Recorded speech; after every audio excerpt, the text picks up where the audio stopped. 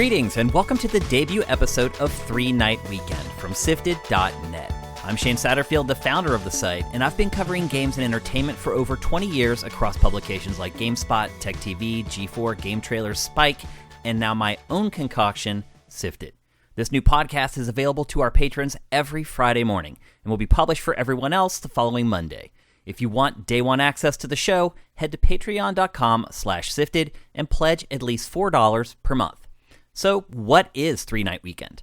Well, it's an audio-only show that runs down all the big releases in gaming, TV, film, music, sports, esports, and more to make sure you're maximizing your time off. But the bulk of the show each week is an interview with a gaming industry icon.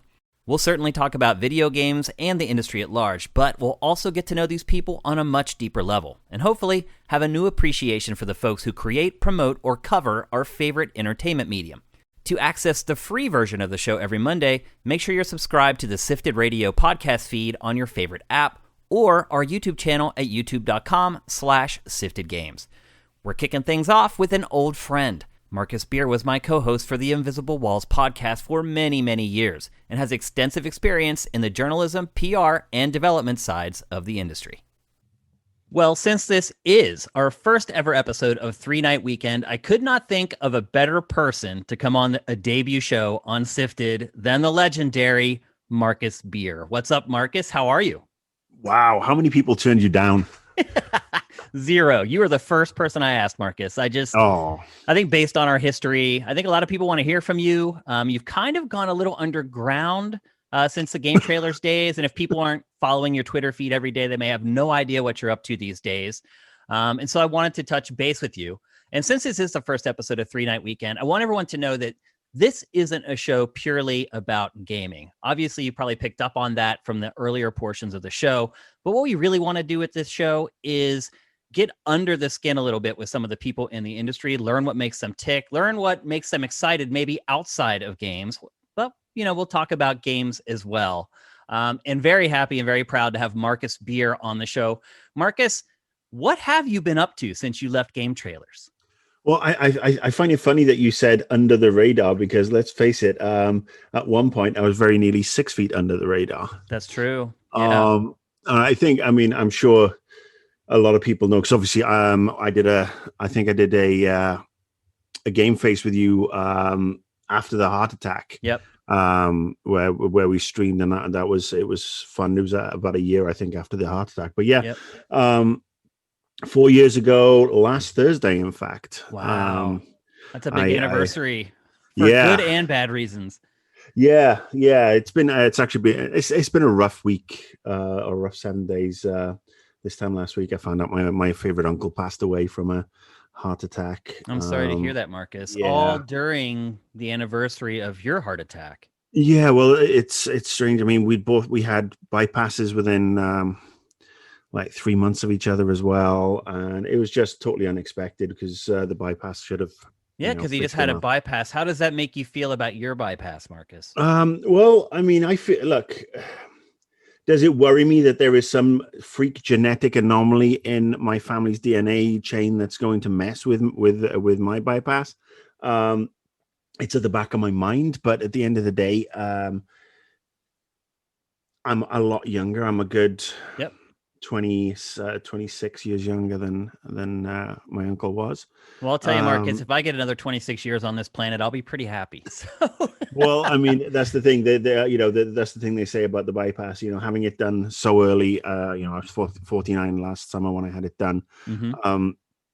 That it should have bought me at least 20 years. Oh, at least. At least 20 years, which is good. I mean, I've got to stay off the ciggies, and which 4 years, and it was 4 years and ago, 4 years last Thursday that I had my last cigarette as well. Congratulations, Marcus. That's no small feat, my brother. You have no idea how much I miss it. I still miss it. Oh, you still miss it? Interesting. Of course. A lot of people, when they get to your point, will say, I'm over it now. I don't miss having to wash my clothes every time I wore them. I don't miss, the burns and all that stuff. No, I don't miss the smell. I don't miss smelling like an ashtray. It was just part of my life where I'd just go and sit in the backyard and I'd think. Right. If I wanted to work on a show, I'd go and light a cigarette, walk around to take notes, because that's when I do my best thinking. And having having to retrain myself to do that with a stick of celery doesn't quite work as well. So I generally tend to do it with pour myself a nice little snifter of scotch, and I'll I figure things out that way. But yeah, what have I been up to? Crikey. I mean, well, before we go there, how are you feeling, Marcus? My father had a quintuple bypass, and he never had a problem with his heart ever again after that. He ended up dying in a car accident eventually, but his heart was great up until that point. So I think you have some room for optimism there. I think you're going to be okay. Definitely not. Like recovery's going great. I mean, will I ever wear a bikini again? No, because I've got a. Would we ever want to see you in a bikini? No, well, I'm sure some might have. Well, your wife, maybe. There could be an old OnlyFans page in the offing for me there. Marcus in a Speedo. But yes, I do have this 8-inch scar right down the center of my chest, which can get a little bit depressing at times. But look, I could just be grateful that it was done when it was done. I mean, I was having chest pains. They admitted me on the Tuesday morning, and this was obviously last May, where the pandemic was ticking along. Thankfully, it was before the first real wave hit Southern California's hospitals. That is fortunate. So, yeah, they got me in on the Tuesday morning, and I was going under the knife on Thursday morning, and it was tough because obviously with the pandemic going on, the hospitals were obviously on full protocol, which meant my darling wife, I mean, she dropped me off at the ER on the Tuesday morning and didn't see me again until the following Monday or Tuesday when they wheeled That's not me good out. for either one of you guys. Yeah, I mean, thankfully FaceTime is a wonderful thing. That's true. And my cardiologist has always been amazing. He's actually a neighbor. He lives about a mile and a half away in the same little town that I live in, and we've become friends with him and his wife. And he was talking to my wife daily, keeping her updated. I was on the phone with her as soon as surgery ended. I mean, obviously, I couldn't really talk then because it was just. It was rough, and the recovery, the first 2 months of recovery were rough. There was a couple of unexpected side effects. I actually came out of the hospital with a bacterial infection that basically filled my mouth with ulcers and meant that I couldn't eat or drink. Oh gosh, which is what you need to do to recover. Which is what I need to do. So the Friday after I came out, they were actually talking about admitting me again, and thankfully, Shauna, my wife, is just amazing. She found a local ear, nose, and throat doctor who said, "Look, bring him in. We'll treat him. We'll figure it out so he doesn't go back in, because nobody wants to go back into hospital, during a pandemic if they can avoid it." Yep. And that helped. And I remember actually I hadn't eaten for 2 days. I'd just been sipping water, and the first meal on the way back from the doctors, because she'd given me this thing that had just numbed my throat and numbed all these ulcers, I was like, I don't care if it's naughty, I want a McDonald's. So we stopped at a McDonald's. Probably not the best choice, but well, hey, no, I mean, again, it was. I I have one of those things once a year, if that. Yep. So I mean, that was it. And then the second dinner that I had was actually sushi. A kale salad. No kale. No, my wife sneaks those into my green smoothies every day. But and then this bit. One of the things that they say is that if you have major invasive surgery, your body can go into shock somewhat. And my hair started falling out. Oh wow. I wish I had an excuse. It was certainly disconcerting again, and it seems to have stopped now, and the hair's growing back. My scalp's itching enough, but I mean it's still thinner than it was. Yep. But I mean, apart from those minor side effects, to be honest with you, I'm doing great. I mean, the only issues I have with my chest are the long-term damage from the actual heart attack, where the CPR cracked my ribs. Wow. I'm not saying my ribs, but my shoulder joint on my left shoulder. So there's nerve damage in there. Oh wow. I think that's something most people don't even realize is an issue. Well, when you have a 6'9" fireman battering your chest to keep you alive, it doesn't really coming to worth every nerve, I guess, is a good way to put it. Yeah, but I mean, they did what they had to do. They saved, Yep. they saved your life. I can get this fixed once the pandemic's gone. I mean, there's going to be some, a little bit of surgery involved, but apart from that, I'm really lucky. I am so lucky. I mean, there are so many people who can't, especially now as we're in the middle, in the real depths of this pandemic. And, as you know, here in LA County, we're COVID central. I mean, we've had more cases. I feel like we've been locked down the whole time. Other parts of the country it's come and gone. But for us, it hasn't really changed this whole time. I don't think people in America really appreciate what people in LA have been through with this pandemic. Well, I think the biggest problem is that, and I don't know if you're allowing swears on this new podcast. Absolutely, yeah. But the fucking assholes who won't wear masks. I know.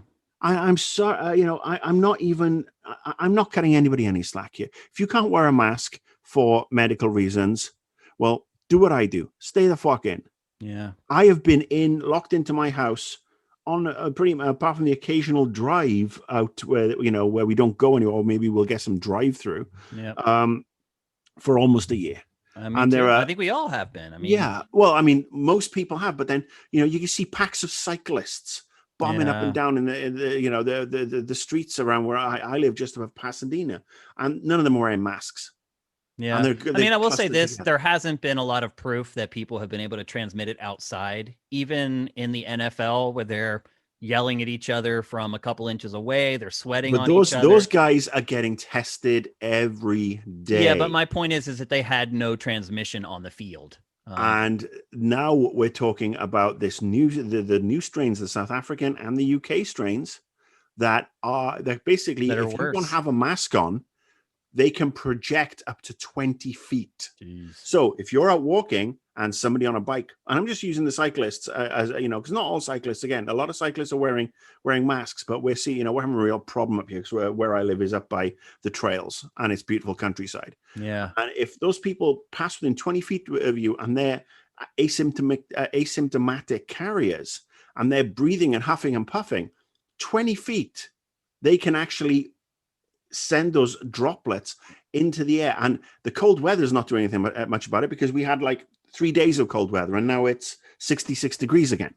So it's hanging in the air. So, and everybody has said, if you wear a friggin' mask, you're protecting yourself, you're protecting other people. These people who are barricading the vaccination points because Bill Gates is going to inject me with nanobots because he wants to track me. Honestly, I've got a message for them. Bill Gates couldn't give two shits about what you're doing. If you want to, if you don't want to be tracked, well, how about you get rid of your cell phone? Yeah, get rid of your DSL. I don't want to spend any time on this show trying to. I just want to get either you believe the science or you don't, and that's really the problem that we've come across. Is there are some people that just don't trust science. And they trust it for other stuff, but they won't trust it for this. It's like they'll take their heart medication. Wear a goddamn mask. Just wear a goddamn mask, and we'll leave it there. Wear a mask. We'll get through this together, and then we'll all be out. We'll have E3 back again. We'll have PAX. Yep. We'll all be able to socialize, get vaccinated when you can, and just do it for everybody else. Be part of the social contract. Yep. That's all. Fair enough. Let's go on to something else. Okay. Let's talk about game trailers. Some people may not realize if they just are catching this show out on the wilds of the internet, but Marcus and I were co-hosts on a show called Invisible Walls on game trailers. Some people say it's like the first ever real gaming podcast. I wasn't aware of that, to be perfectly honest with you. When we created the show, I wasn't aware that we were like one of the first ones doing it. I still don't know if that's the case, but I know a lot of people have kind of credited the show with that. Why do you think Invisible Walls was so successful?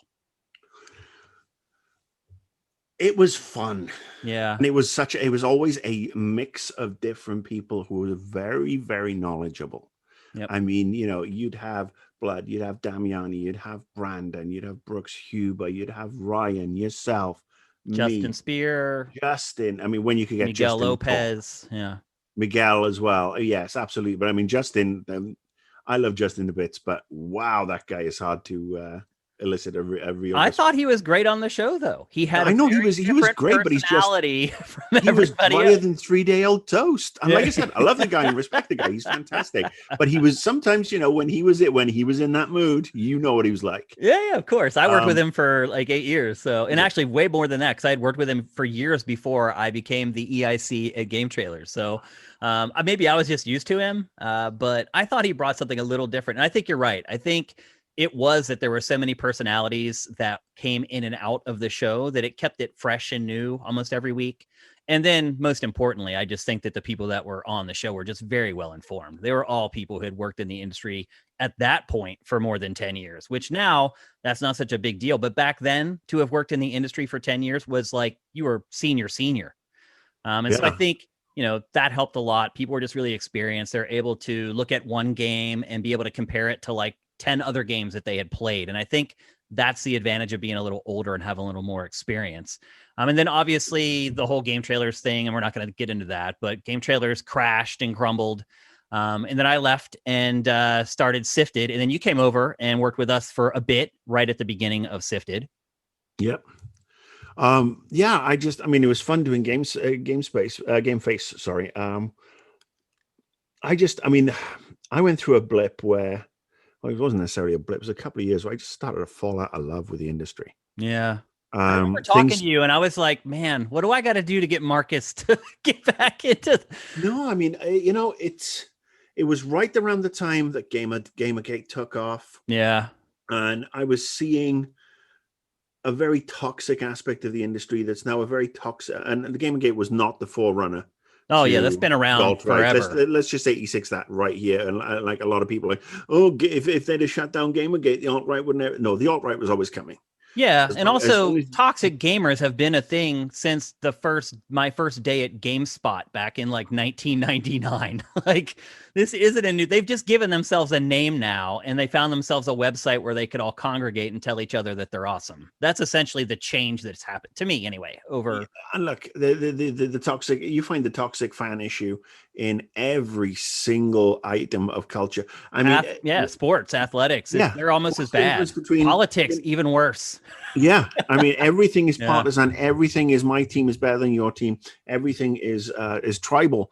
And look, I saw what I was doing with the Night Gamer, and I thought at first I was doing more good, so like trying to be a voice for the gamer and the little guy, especially against some of the companies who were pulling egregious crap. Yeah, which by the way, for those of you who maybe didn't follow Game Trailers back in the day, Annoyed Gamer was Marcus's own show. After he had been on Invisible Walls for a while, he built like a nice fan base. We decided to give him his own show, and it was basically a rant show. And was it one of the first rant shows? Maybe I think between let's be honest, Marcus. Almost everything we did at Game Trailers was the first video version of whatever. People don't realize we created like the graphics comparison at Game Trailers, which is something that Digital Foundry has now built an entire business on. Yeah.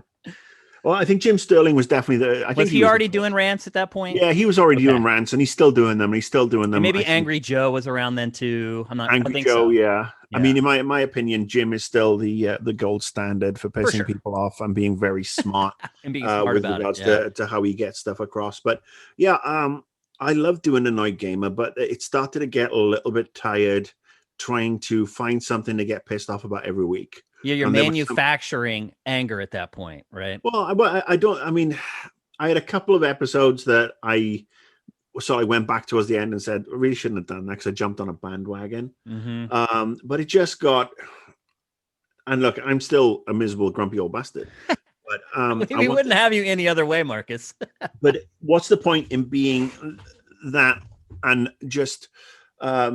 Picking on the smallest things. I mean, it's all about perspective. It's all about making sure that the stuff I was doing was still standing within that, wanting to do right by the little guy, and to call out certain sections of the games community for, bullshit.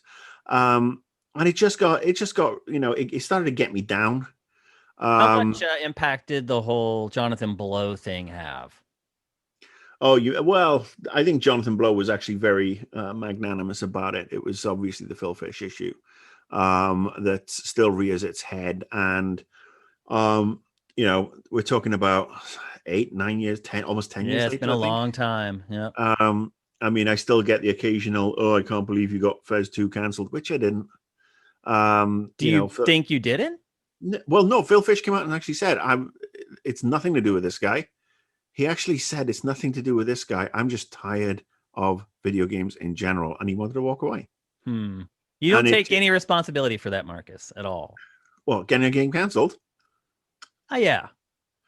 You don't think you were maybe one of the final pushes off the cliff for him? What happened with you and that whole dust up? Look, if I'm gonna I'll get your answer in a minute. Okay. The whole conversation, the whole rant was based around Phil Fish in particular at the time, was attacking, I think it was Microsoft, over their indie policy. Mm-hmm. And then they made some changes and started to embrace indie games more. And then he attacked them for that as well. Mm-hmm. I mean, this is obviously a very long time ago. I'm now 50 and on several narcotics for my chest that basically they do fudge my memory a little. Sure. But, I mean, I called him out for his hypocrisy. Mm-hmm.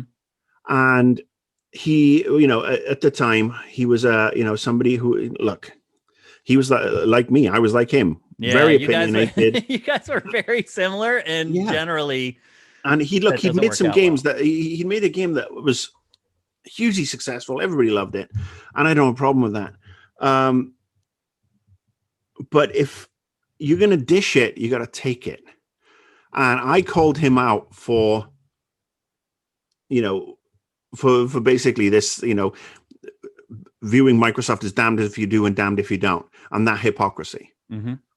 And that kind of got buried then because... Yeah, I don't think anybody blamed you, Marcus, at all. Like, I don't think anyone thought that your issues with him were unreasonable or unfounded. And I don't even know if people shouldn't blame you for what he decided to do. I'm just curious if you think that maybe the situation with you was just one of the final straws of dozens for him. It could have been. I don't feel personally responsible for it. Would I like him to have finished his game for his fans? Absolutely. If he comes back, do I wish him all the best? Absolutely. But at that moment in time, I called him out on him and Jonathan Blow out for their hypocrisy by attacking a company for doing one thing, and when they rectified it, attacking them again for doing so. Yeah, understandable. And that's what got lost with a lot of commentators. A lot of sites decided that I was public enemy number one, which was fine. It is what it is. They wanted to get the clicks. There are people who I'd met in person who then, went on video and, didn't even reach out to me to have a conversation, just attacked me left, right, and center. And you know what? That's if they're happy, good luck to them. I mean, I moved on. And like I said, if he comes back and does Fez 2 or remasters Fez 1 or whatever he wants to do, I just hope he's happy. Mm-hmm. And you know what? A lot of people are happy out of the video game space that I know, because it has become a toxic environment. And that's why, like I said, I stepped away from Annoyed Gamer, because I was worried I was contributing too much to that toxicity. To the negativity. Yeah. Yeah. I mean, thankfully, I got out of it before Gamergate. Yeah. Because then I can imagine you taking on Gamergate.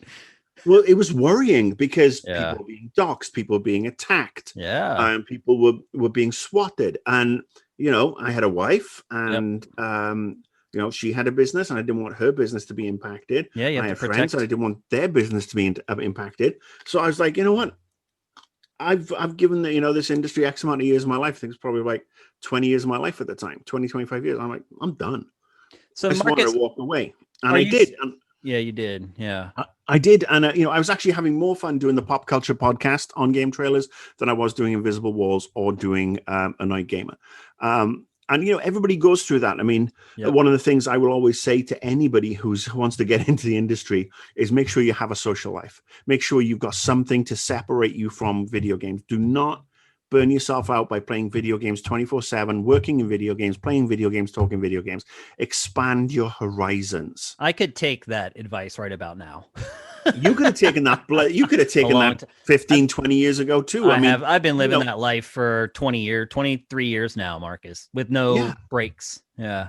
It's I mean, hard. I've stepped away from stuff, and like I said, I stepped away for the longest time, and I actually put a Facebook post up on my personal page, and a lot of industry friends said they understood where I was coming from, Yeah. and they felt the same way, and I got a start after about a good sort of like 18 months, 2 years. I decided to just come back. I slowly got myself involved again. I slowly started, playing some more games and, playing what I wanted to play. Yeah, that's a big difference. Yeah, I mean, and that's the thing. Yeah. I started to get really interested again, and then I actually formed a consultancy with a couple of friends because having spent lots of years PRing games and working in marketing, and then critiquing games. I mean, I've still got a pretty unique perspective on with regards to, in my opinion, game design. I mean, Yeah, so you came on Sifted and you helped me launch Sifted. You were the original co-host of Game Face. And then the day before E3, you decided you didn't want to do it anymore. Why did that happen, Marcus? I'll be honest with you. I still don't have any idea why that happened. I was just tired, mate. Yeah. I was tired. I wanted to go to E3 and just relax and see some friends. E3 for me has long gone from being work where it starts at 7:30 in the morning on the booth for the pre-team meeting, and then being on your feet all day, and then going out for dinners and partying or whatever and functioning on 3 hours of sleep. Those days are long gone. I actually just wanted to go to E3 and just see some people and have fun. Yeah, I mean the other thing is that once Game Trailers was gone, I mean I get detached from the industry. Yeah. Because I wasn't going into the office 2 or 3 times a day or 2-3 times a week to hang out, record different shows, see everybody. And when you start to work away, and a lot of people are now understanding that because they're working from home because of the pandemic, but I started to feel so detached from the industry that, I wasn't seeing my friends. I wasn't having that social thing anymore because, again, you get married, you buy a house, you live on the outskirts of Los Angeles. You're not getting on a plane anymore to go and see people. You're not going into an office every day. It does, it changes your perspective. And it this does. was obviously, pre-Zoom, pre a lot of ways to keep us connected, and I suppose, it was it was just my time that I needed to go, what, games aren't fun. I want to have some fun. And I just wanted to walk away, and I know I left bad timing, Marcus. Honestly, I think day before E3, I don't think the timing could have been worse. Well, I mean, I think if I'd gone through with that E3, I don't think it would have been good. I don't think it would have been good for you, for anybody. Well, I mean, after you canceled, I agreed. I'm like, if he felt that he needed to do this the day before E3, whatever coverage he would have given us at E3 probably wouldn't have been great. But I also wouldn't have been left scrambling to replace our E3 coverage in like 4 hours. Well, that was the hard part. It was just there was a lot of things going on there, and I mean, I don't really want to continue to harp on about this, and but yeah, there was a lot of things going on in my life. I wasn't, like I said, I wasn't feeling very happy, and I just wanted to get away from things, and I did. And yeah, the timing was not great from your perspective, but you would have gotten nothing good out of it, I don't think. I believe that. Yeah. And I'll be honest with you, Marcus. I could tell that your heart wasn't really in it, and you were just doing it as a favor to me. After the 3rd or 4th episode of Game Face, because the other thing I was seeing too is that you weren't playing games, which, as you were talking about earlier, if you're going to do this, you have to just keep playing games, because if you don't, you have no frame of reference for whatever you're trying to discuss. You have nothing to compare and contrast what you're talking about to something else. I was still playing the games. I was just getting no enjoyment out of them. Yeah. The games became a chore. By the way, anyone who's listening to this is water under the bridge between Marcus and I. This is not something that I'm still upset about or anything like that. So no, just like I said, it became a chore, and I needed to step away and go and try and figure out what I wanted to do on my own terms. I mean, obviously, this was 6 years ago, 5 years ago. Yeah, 6 years. I mean, my wife and I at the time were going through the early stages of the foster process. Yep. We were going to classes. Mm-hmm. And, I mean, it was a long ass commute. Yeah, it was. You were taking the train to West And even, LA. yeah, I mean, it was taking me an hour and a half to 2 hours by train to get to the studio.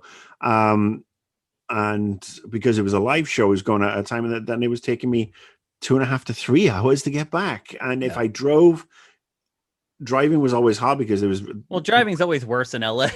Well, it was rough just at the way best it is. Again, I mean, the parking situation was never really great. I mean, I think you had one parking spot, which was yours, which is understandable. And so it just, things just got too much. And I was like, all right, I need to figure out what I'm going to do. And, I'd had the conversation with my wife and, we were really on board for the fostering thing. And priorities. I mean, look, I get that. Absolutely. Yeah.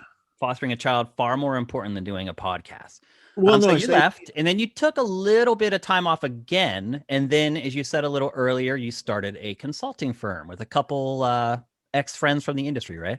Yeah, I mean, ex-industry friends. They're still friends.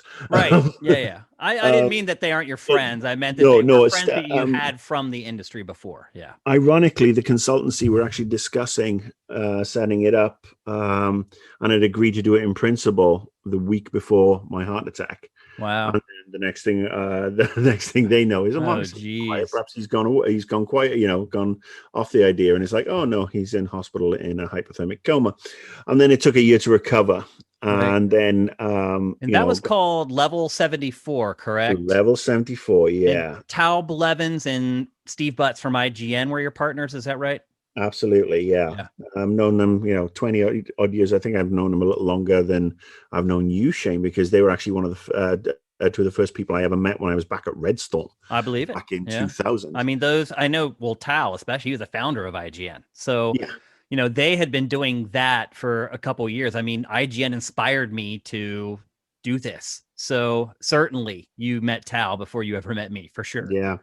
And look, it was good. I mean, we were basically working with publishers and developers, evaluating the games early on in their cycle. And what is that like, Marcus? I think a lot of people, now, I don't want to get too inside baseball here because not everyone is a games journalist, but I think everyone kind of at least understands the perspective of the games journalist and kind of what the job is and what they have to do to be successful at the job. What have you found to be different when consulting? The money's a lot better. Of course it is. People are more inclined to listen to you. You know what it's like when consultants have been brought in. Yep. Consultant is the bane of every single person's existence when they work at a company. Yep. And look, the whole idea is, all these years of experience of various aspects of the games industry, not just playing the games and evaluating them, but it's translating that ability to critique and make it really constructive. And especially after Annoyed Gamer, where I'd been, ranty pants for so long, to be able to work with publishers and developers on their games and provide constructive criticism as to, features that were working or weren't working, things that they may have missed out on, provide PR marketing ideas. I mean, it was really, really refreshing. I have a question for you, Marcus. I've never worked as a consultant. Why is it that so many games are released with issues that anyone who plays the game can clearly see are issues? Well, for a start, so many games don't hire me as a consultant to look at them. I get that. But realistically, this happens all over the industry. You play a game and you're like, how did this make it through focus testing, their mock reviews, their consultants? How does that happen sometimes? Well, not every company uses consultants. And I mean, the big difference in what I did and still do for certain clients is, if a game might not be coming out for 3 years, I get in early and look at it. I mean, the reason, the mock review process generally only kicks in when the game is a gold master candidate, and everything's set in stone there. I mean, everything's too late. The foundations are laid, the drywall is up, it's redecorated, the roof is on. Everything is too late. You can't make any changes.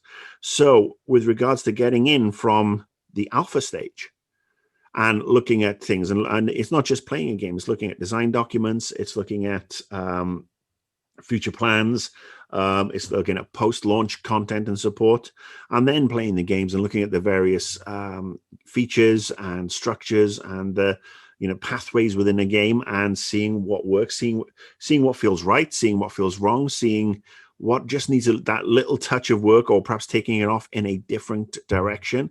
Mm-hmm. That was the speciality of the house, getting in that early. And I think, it's alien to a lot of developers and publishers, because they're like, this is my precious, this is my baby. Right. And so are they very protective, would you say, when you go and try to offer feedback? Actually, the companies I've been lucky enough to work with, and the games I've been lucky enough to work on, have been very receptive. Okay. To the feedback. They understand. That's encouraging to hear. Yeah, well, they also understand that, we have this, they were this saying that you can't see the wood for the trees, because you are so close to a game that sometimes you just don't get, you get stuck on a path, and you can't, the deeper in you get, you can't take any divergent paths, and you can't see the bigger picture because you're so locked into the minutia. And that is just a standard issue with games design, movies, writing, music. Yeah. And sometimes, it needs somebody who is impartial. Who's a lumberjack who can come down and chop down one tree. Well, no, the idea is just to, help yank back that perspective and say, here, look at the bigger picture. Right. Oh, now you can see why this section here is perhaps not working. And because, again, there's no politics, no inter-office politics with regards to, somebody like me coming in. I don't have an axe to grind. I am not. I don't have a financial interest in the end of the game. All I care about when I go in is what can make this a better game, and that is really rewarding in itself.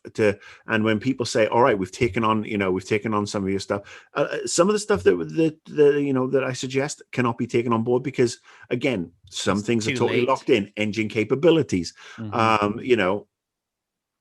it's not the way they want to take a certain game, but the fact it can provide alternatives is something very cool, and it's something I enjoy, and I get, like I said, it's got to be rewarding to see changes that you suggested show up in a game and then have critics say that's a good part of the game. Let me see which of the games that I've worked on that I've done the. Can you even say what games you work on? Do you have to sign NDAs and things like that? I'm signing NDAs. I'm trying to think of ones. I don't want to get you in trouble. Oh, no, I'm not going to get in trouble. I'm not getting in trouble. The majority of my work, I'll be honest with you, has been on 2 titles that have not yet released. Okay. Are they announced? Yes, they're announced. Okay. And I am very much looking forward to seeing the reaction when they are eventually ship, because they're both games that I had a passion for as well. Yep. Now, so I really enjoyed contributing to them. So okay. So you left Level 74 and you started from Alpha. What was the driving reason why you decided to strike out on your own? I just really wanted to focus more on getting in and doing the early stuff. Yep. So what you're doing with Level 74, were you hitting the products in beta? Alpha, but we were doing a lot of the later stage mock reviews that were that are the bread and butter of a lot of consultancies, and providing the projected Metacritics, and we were very good at it. I mean, so you guys were telling them how the game was going to review instead of telling them how to fix the game before it's released. And obviously the idea of the mock review, it helps a publisher figure out how they need to target their marketing and their advertising, whether they should maybe pull back on their advertising or marketing, or maybe they need to spend more on advertising and marketing. Yeah, basically. Whereas what you're doing now is more like trying to fix the game before it is. Yeah.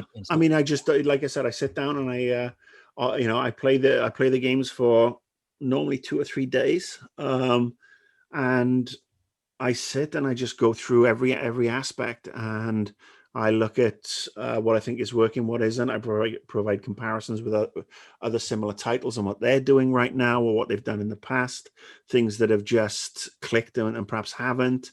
And it is immensely satisfying. And look, I don't expect every single bit of feedback I give to be taken on board, and acted upon, or even welcomed in some cases. But everybody I've worked with has been just receptive and understanding, and it's nice to be making a positive impact. And if I do, the way I look at it, if I do my job properly and I provide a bunch of things, a bunch of ideas, and if they adapt a couple of them and they're successful, and they don't adapt ones, and then I get validation later on, perhaps because those particular things are called out in a review or whatever. At the end of the day, as long as I've done the job to the best of my ability, I'm happy. That's all you can do. That's really all you can do in life, is do the best that you can. Yeah, and the fact is, I enjoy doing it. It gives me pleasure to contribute and work with people at various studios and publishers who are just great people who remind me a lot of myself in my old PR days, where they're in the industry, they're working at these companies, and they're busting ass, and they just want to do the best games possible. And I think one of the benefits of the industry now over maybe 10 or 15 years ago is that the people who are rising to the top now, the people who are in charge now, are people who have been at companies for X amount of time and have been through numerous launches, who are still video game players at heart and give more of a shit. I'm seeing that with a lot of people I deal with, people who are former journalists, people who have done various things and have been around in the industry and have migrated into working for publishers and developers. And that's incredibly heartening, because I think the days of people coming into the games industry because they were hired because they worked for Pepsi or KFC or Mountain Dew or whatever, and it's like, oh, they can bring video games to to new heights with this person because they worked on Coke Zero. Yeah, or he launched New Coke. Hire him. I mean, that's literally how bad it used to be. They'd bring in these people from other industries that failed. Yeah, I mean, it was it was brand name fanciness, but video games are bigger than everything now. Yeah. Now it's the other brands who are scrabbling to get on the video game train, and that means that we still have some total pond scum working at various positions. Oh yeah, but they're being outed here. I mean, the last couple of years have been a reckoning for a lot of those folks. Well, I think look, when I say pond scum, yes, I mean obviously there are some people who've done some very naughty things, but I'm talking about the ones who just view it as a paycheck and it's like, oh, I work in video games now. It's so cool. Yeah. Yes, but they don't really care about the media. Played a video game, but I mean, I like to say we need more Peter Moores in this industry. I would agree, and less Phil Harrisons. Well, I think the king of failing upwards, Phil Harrison. Yeah, he had a rough time of it. I can't remember a single thing he succeeded at, and he just gets one job after another. Into crap.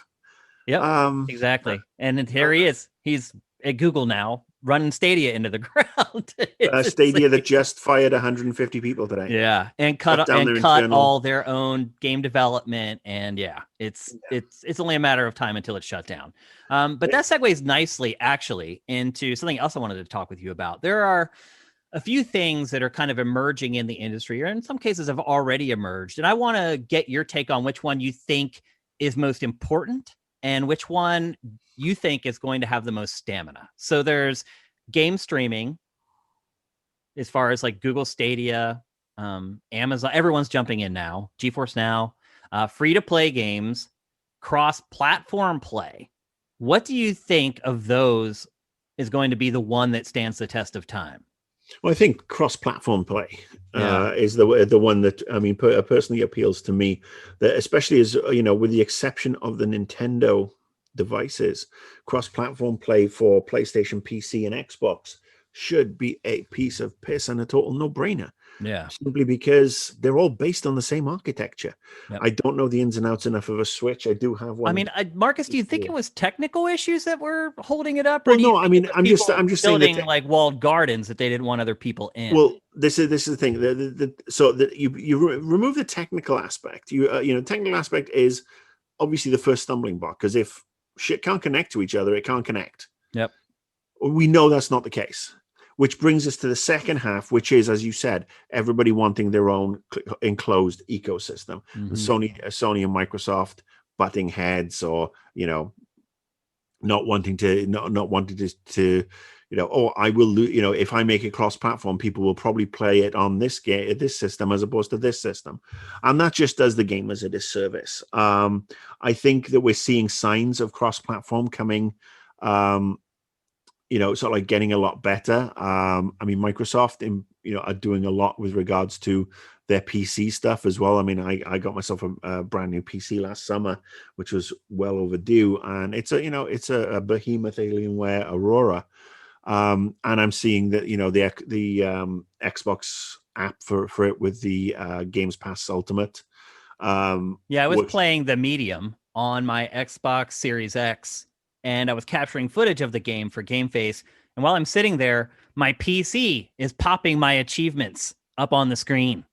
Yeah, because I have the Xbox Live app on my PC, and I have notifications turned off on my console so that they don't ruin the footage that I'm capturing.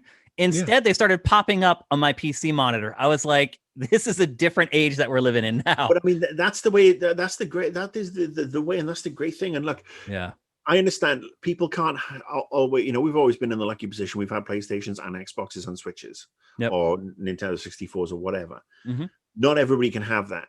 Yeah. They have a lot of people have to pick one. Pick one or the other. It would be great if Sony and Microsoft could put aside whatever differences, and I'm not laying blame on either side, and just, especially for third-party games, that you could actually have cross-platform across the board on all systems, because it basically just brings more people into the gaming ecosystem, and people have more fun. And look, certain games need that little bit of a boost. I mean, they need more people playing from day one or coming in, and it's always the third-party games that perhaps need that boost. I mean, and look, this taps back to something I've been talking about recently. I started talking about on my new Twitch channel, which is free-to-play multiplayer. Yeah, huge. Sony and League Microsoft, of Legends really blazed the trail for that. Well, look, I mean, remember the days before Sony and Microsoft, when we'd have free, if you were a PC gamer, apart from playing your internet subscription, multiplayer gaming was free. Yeah. You didn't have to have anything locked behind Xbox Live or PlayStation Plus. And I mean, online play's still free on PC. Well, it is. It I don't is, have to pay absolutely. anything to play online on PC. But I mean, this is the thing. I really would love to see Sony and Microsoft, especially as they want to focus more on their subscription-based stuff, like Games Pass Ultimate, and instead, Microsoft tried to double the price of Xbox Live. Yeah, as a way to force people over to the other service, right? And that lasted about 8 hours. That was literally, I think less actually. Yeah, that was a bad idea. It's terrible. Where do those ideas come from, Marcus? That's one of those examples where I think the average player, the average enthusiast, sits there and they're like, who was in the meeting and didn't speak up and say, this is a terrible idea? How did no one at Xbox see how terrible of an idea it was before they announced it publicly? Things like this is why you need consultants. Things like this happen because, again, you still get some people who are afraid to talk. I think the average Joe could have told him, like, that's a terrible idea. If somebody gets this idea in their head that they want, this is the way they want their department to go, it's hard to talk them out of it. I mean, I've been in some meetings that have not gone very well because I've been very, very vocal to my professional detriment back in the day as a PR person. I mean, that segues nicely into the next thing I want to talk to you about, which is political stances as a public figure.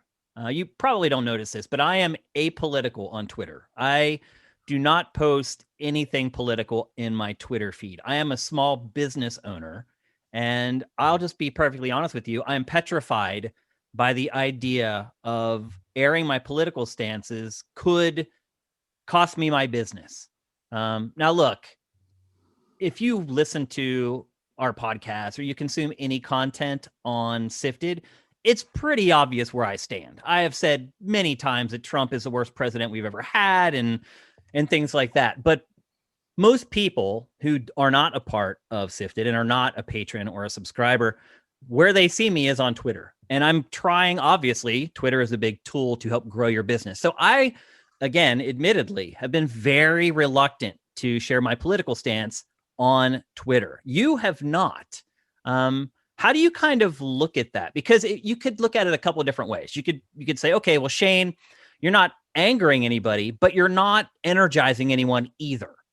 Or you could look at it like that's the one thing I would say is that, I understand you're scared to scare viewers and potential subscribers off, but I would say that you would also, by being a little more political in your personal Twitter feed, not on the Sifted feed, but on your own. Of course not. Just, being more open with what you do could probably attract people more, because there's a lot of people who are socially conscious and activism driven who want to support companies.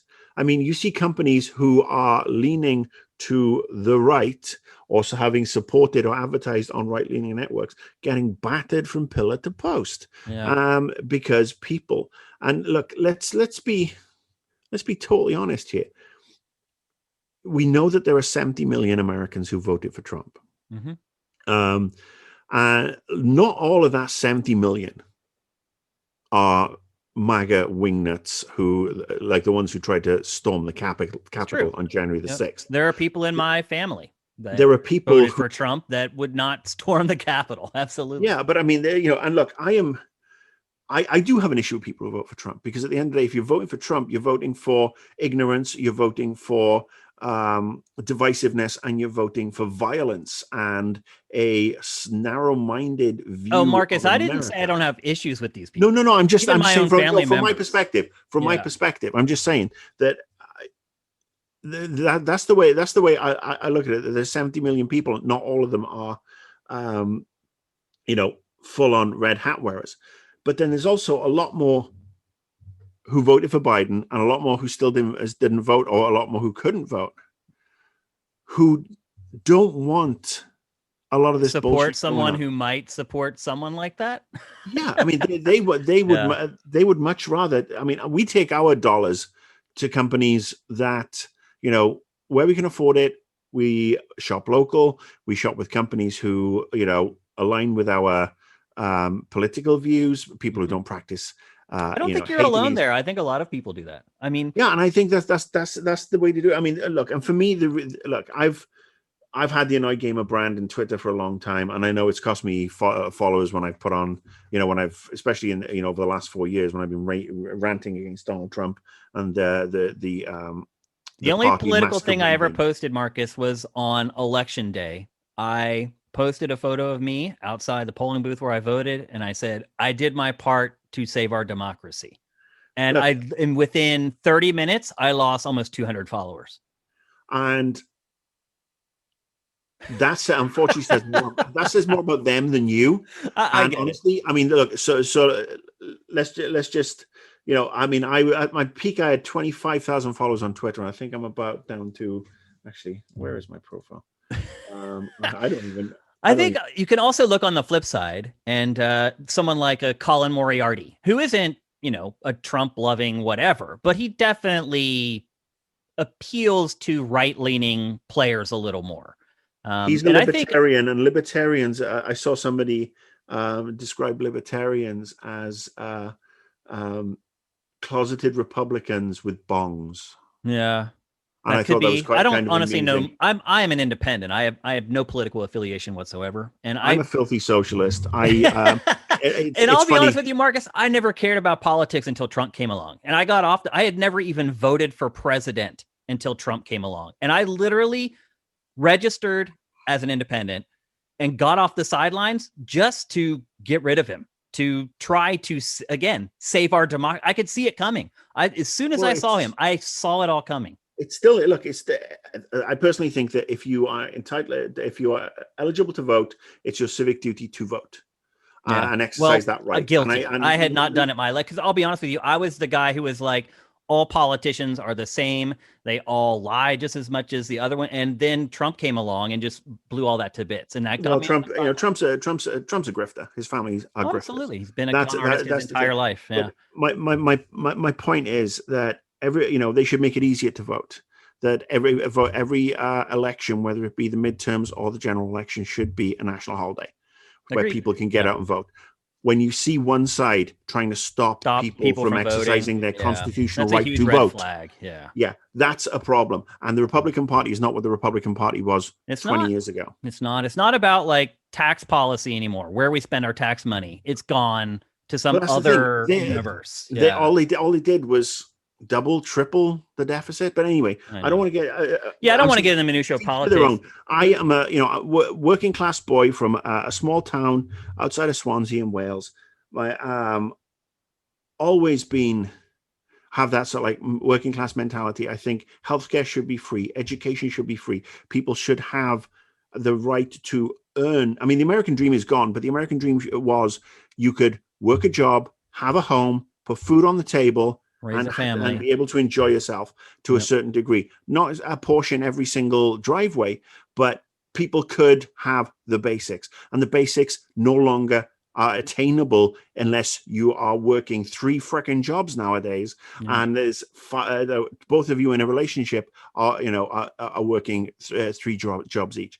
It's become so top heavy, where you see that since the pandemic, $1 trillion was added to the wealth of the billionaires, and everybody else got fucked. Yeah, that's a problem. And to me, it's a social responsibility. But not everybody's like that. Not everybody's like me. I mean, I don't really care. I put anything I put on iGamer is not a brand decision. It's my stream of consciousness. So that's why I'm happy to be more political. While I was on a business trip last March, just before the pandemic, Bernie Sanders was in town, and I didn't get to go, but my wife did, and Public Enemy was performing, and it was, so she basically fight the power. But she basically, got me the poster, which I now have framed from that particular one. But I believe that we need to do better by everybody and treat each other as we would like to be treated. Don't pick on people because of the color of their skin, because of who they love, how they feel, whether they are binary, non-binary. Just live, and I'm on the live and let live. And also, into a hippie let's keep this planet in one place. Yeah, I agree. Last year I was packing to evacuate because of the wildfires. They got within a couple of miles of my house. We sealed our house up with masking tape over every door and window because the smoke was getting in. We had to buy air purifiers. I had to inventory everything in the house because we were under an evacuation order for a week. Yeah. And I'm sorry, that's because PG&E and SoCal Edison are not updating their equipment, and it's causing these fires in various parts of the state. And the reason they're not updating stuff is because they're paying their goddamn shareholders. Yeah. And that's a problem. Utilities should be publicly owned and publicly, they should be federal and state level ownership, not corporations, not shares, and so on. All the money should be basically pumped back into improving the quality of life. And everybody says, "Oh, that's filthy socialism." Well, who do you think operates the bus system? Who do you think operates the train system? Who keeps the roads going? Who keeps the libraries going and the street lights going? I hear you, Marcus. This is why, yes, I am an unabashed socialist. I am not a Fidel Castro level socialist. I do believe people should be allowed to make their own money. I do believe people should be able to shoot for the stars if they want to, but not by treading on people's heads. And when they do make the sort of money that the Elon Musks and Jeff Bezoses of this world make, they should be taxed at such a high rate to help make sure that people have houses over their heads and kids don't go to school hungry. Yeah. The irony for this whole thing for me is that I was born in West Virginia, probably if not the poorest state in the United States, top 3 for sure. And so a lot of things I do in my life is trying to help people like the people from West Virginia. I root for the little guy to ascend. And it's very frustrating to watch them essentially vote against their own best interests. It's like I can't help you if you won't help yourself, and that's been a really frustrating thing for me over the last. It's a disinformation thing. I mean, this is where they're just fed lies and Well, when you have stations like Fox News and was it? Don't even mention the other trash rags. I don't even want their name mentioned on this show. The news outlets need to have some sort of regulation that if you claim to be a news outlet and you peddle bullshit and made up stuff, you lose all rights to be held accountable. Held accountable, taxed as an entertainment entity, because basically there should be tax breaks for delivering unbiased, non-partisan, fact-based news. Get away from the opinionists. People will never agree on what the truth is anymore. People could see something happen right in front of their face, and they will say it didn't happen if someone told them it didn't happen. I mean, that's where we're at. So that's an uphill battle I think we're going to be fighting for a long time. Yes. Marcus, you mentioned earlier that you have a brand new Twitch channel, and that I believe is twitch.tv/IamBeer. Is that correct? Yeah. And what are you doing over there? What's the plan? Well, I've only done one show so far. I did one last Friday just to test things out. And it's basically, I sat down and I thought, what has the internet not got enough of? Opinionated middle-aged white guys. I mean, with no discernible talent whatsoever. I completely disagree with that, but I mean, there's a lot of amazing men, women, whatever gender you describe yourself as. And look, I mean, I'm old, I'm still working on the pronouns, please bear with me. But there's a lot of talented people out there and creating amazing shit. Don't have that skill set, but the thing I love about Twitch is that I can put my webcam on, I can sit and I can talk about stuff that I've played, games that I've played, like Cyberpunk 2077, Hitman 3, Assassin's Creed Valhalla. Those are the games I've played recently, and just get into it. And because I've enjoyed playing them in various ways, I just talk and critique them, talk about the news that's happened in the industry, but also talk about more pop culture stuff, movies I've watched. So it's open format, kind of like this show. Wonder Woman 1984 was horrible. It is horrible. It's so bad. Yeah, and so I've been working on my my plan, and I actually have so I have this channel, and I have 3 shows mapped out. First one's on a Tuesday at 2 p.m. Pacific. Okay. Yeah, and that's the pop culture news break with Grumpy Uncle Beer. Okay. And that's basically just catching up on the news from the weekend, stuff like the Google Stadia. I want to talk about things like the Justice League Snyder Cut, and talk, a couple of other things. And then on Wednesday at 2 p.m. So I basically have scheduled everything to happen, the same time every couple of days. And then on Wednesday, I'm doing a few of my favorite things, which is just a trip down memory lane for me. It's not going to be a huge, diverse discussion every week, but I'm going to pick like 2 or 3 games that I really like, or 2 or 3 movies, and I'm going to dissect showing off stuff that you like, basically. Yeah, and just talk about how they develop my passions. One week I'm going to talk about ZX Spectrum games from the 80s. I'm going to talk about some of my favorite albums, and comic books, and some of them, my Super NES games that I really loved, and just talk about these things and build a little do something a little bit different. And then on Friday it's Back from the Dead, which is my weekly catch up, where I just talk about what's happened during the week, again, what I'm playing, what I want to play, what's been interesting, what's sucked. And that's that's a little more perhaps Invisible Walls-ish, but without any guests. I mean, then I'm still learning the Twitch process. Yeah, it takes a little while. It does take a little while, but I'm very happy to say I have over 150 followers already. That's great. Congratulations. That is pretty cool. And now I'm just going to work to get the page tidied up, and production values, get some logos, get intro sequences, and just learn how to do all that stuff. I mean, it's stuff that I was very blessed to have. Yeah, people like me always handled that for you before. Yeah, incredibly talented people who I always appreciated, and now I appreciate a whole lot more. Even more. Yeah, we were having this discussion, offline, that it's you go through so much work trying to do all the video editing and the capture and everything else. And I don't really want to do that. I don't want to stream games. I don't blame you. I mean, I've said that I may stream a game from time to time, and I might well do that, perhaps for charity or for pure comedy purposes. But when I play games, I play them at my own pace. I don't want to feel like I'm on the clock and I have to do the dance monkey dance thing. And so I still want to play games to enjoy them. Yeah. And so I'm still going to keep on doing that. And I'm just going to talk about things that I enjoy. And obviously, if there are things that irk me, I will talk about those too. All right. Well, before we go, Marcus, what are you playing? What are you watching? And what are you drinking this weekend? Okay. Well, I'm not drinking anything this weekend because I'm on dry February. Okay. The wife and I planned on doing dry January, but the inauguration was it was too much to bear. We busted out a couple of champagne. And you're watching an attempted coup happening at your capital. I could see where you might need a glass. On the 6th, that was horrific. But yeah, so there's no drinking this month. But as everybody knows, myself and Michael Pachter are we're always the Scotch lovers of game trailers. And yes, I look forward to having a glass of Scotch with Pack again on his boat when this is all over, and while we compare pandemic haircuts, because his is just as wild raging. As mine. So I'm not drinking anything. I will probably be on the Earl Grey tea and some bottled water.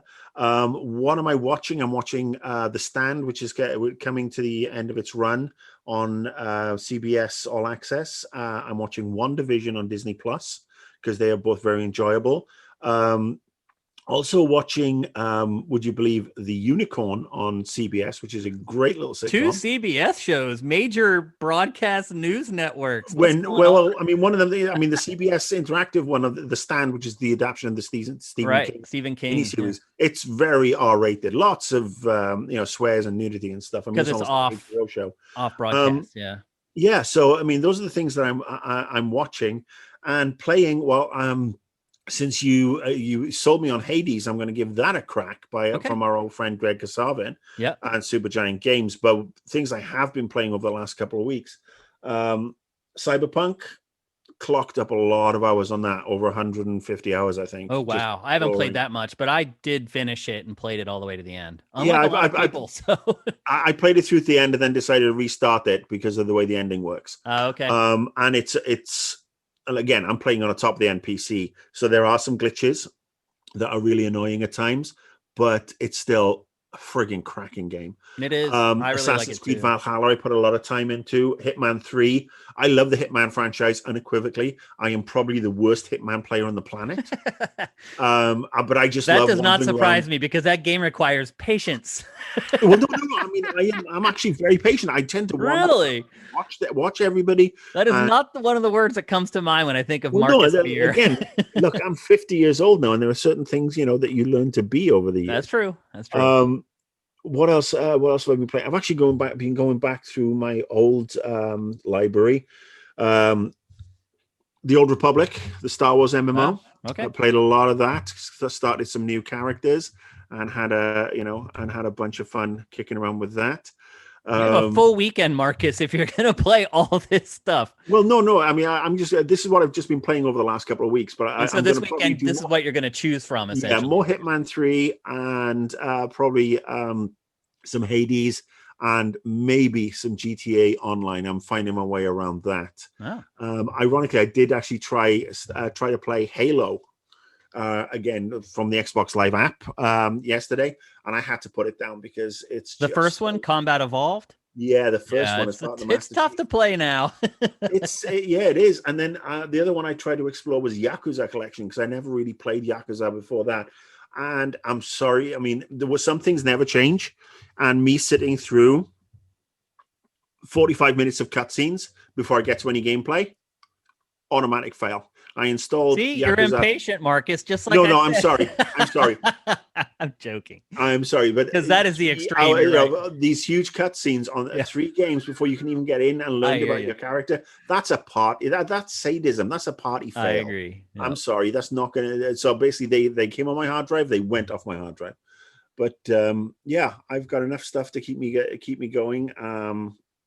And I mean, there's a couple of games coming out this year that I want to Horizon, the follow-up to Horizon Zero Dawn, I want to play.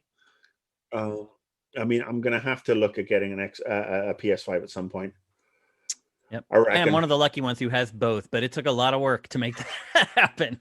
You are part of the industry all night. Yeah. You have to be. You work hard to get those perks, and this was the first time. Oh, Marcus, I didn't get them free. I had to buy them like everybody else. Oh wow! Well, Sony and Microsoft cut me off a long time ago from free hardware. I still get games, but not hardware. No. Wow, they need to up their game then. They really do. I don't. It's fine. I'm happy with the free games. We're little, I'm not working at Game Trailers or G4 or GameSpot anymore. I understand their perspective. So I'm okay paying for my own hardware. I was lucky enough to actually find it, which is really the scare. Like, to me, it's like if they would have been like, okay, we want you to pay for it, but we'll make sure you get one. That would have been nice, but I'm not bent out of shape that I didn't get it free. It's all good. So Marcus, thank you very much for joining us on the debut episode of 3 Night Weekend. I cannot think of a better person to kick things off with than you. It's been a great discussion, and thanks for taking the time with us, man. Thanks for having me, dude. It's always lovely to sit and chat with you and catch up. And who knows, maybe at some point when I've figured everything out, I'll have you on one of my shows on my Twitch channel, and then the boot will be on the other foot. That's right, and I am more than willing to do that. And by the way, you can find Marcus on Twitter at Annoyed Gamer, correct? Yeah, at Annoyed Gamer, and it's got all the info on the Twitch channel up there as well. So yep, and that is twitch.tv/IamBeer.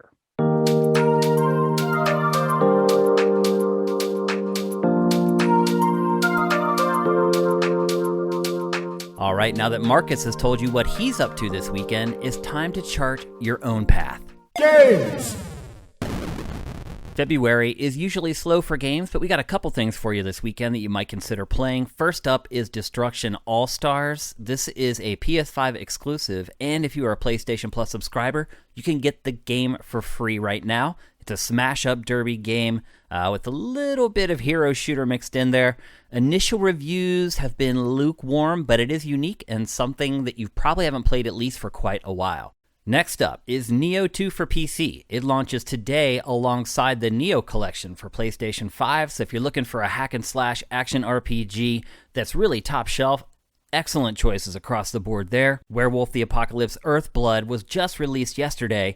It has also been getting lukewarm reviews, but if you're looking for a game where you can hack and slash with werewolf claws, you're not going to find many other options out there. And then finally, Monkey Barrels is launching for PC on Saturday. This is a twin-stick shooter, and yep, there are plenty of those available on PC, but this one certainly has its own unique angle, and it's worth checking out. TV and film! Ready to be a couch potato this weekend? There are lots of options in TV and film, and we're just going to get through them real quick because there is a lot. Heish Season 2 launches on Netflix this weekend.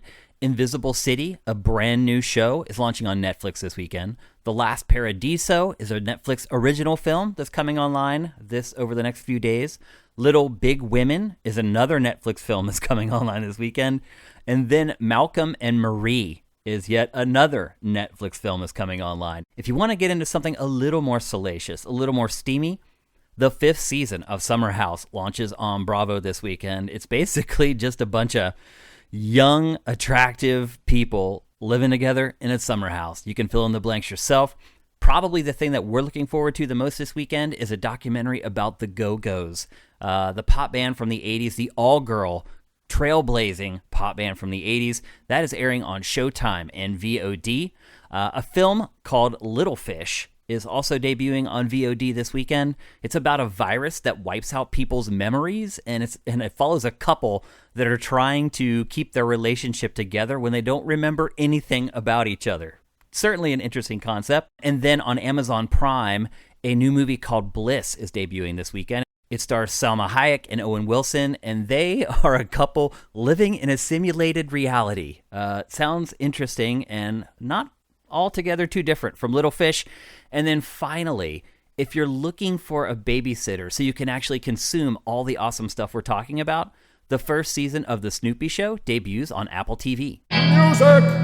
Lots of big album releases this week as well. Launching today, the Foo Fighters' new album, Medicine at Midnight. It's been a bit since we got a new release from those guys.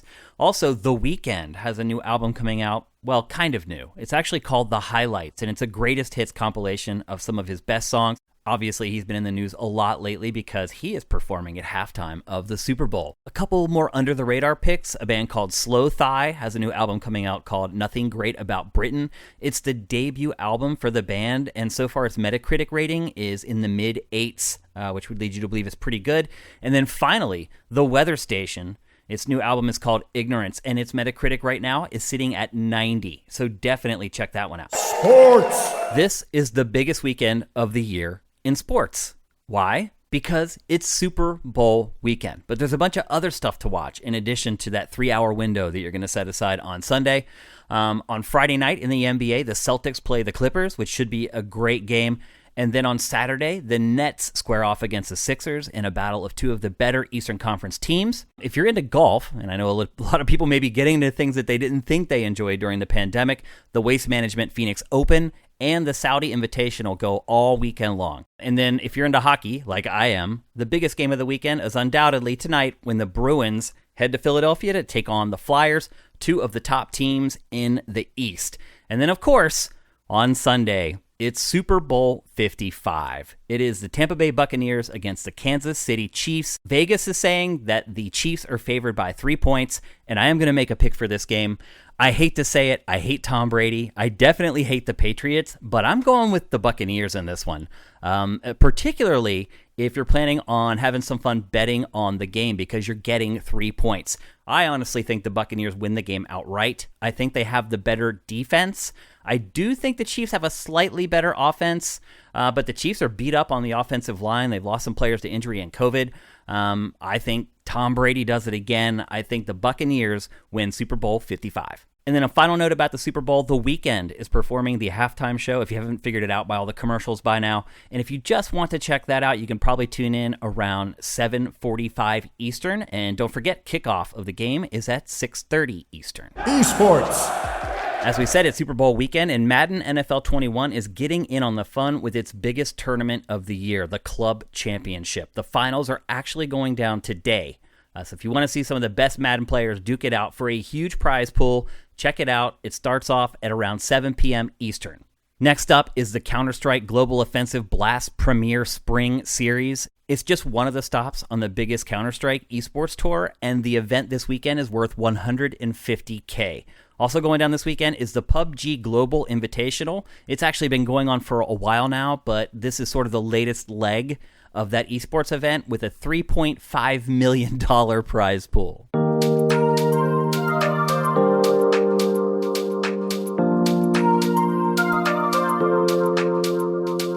All right, that's it for the first episode of 3 Night Weekend. Once again, we want to thank Marcus Beer for joining us on the show. And as we said, you can find him on Twitter at AnnoyedGamer, or you can find his Twitch channel at twitch.tv/IMBeer. We want to thank all our patrons who make this show possible. And if you're interested in supporting the show, head to patreon.com/sifted and pledge at least $4 per month, and you'll be able to get this show every Friday morning when it's really, really essential. Join us next week when we talk to the creator of God of War, David Jaffe. So thanks for checking out the debut episode of 3 Night Weekend, and remember that every weekend is a 3 Night Weekend.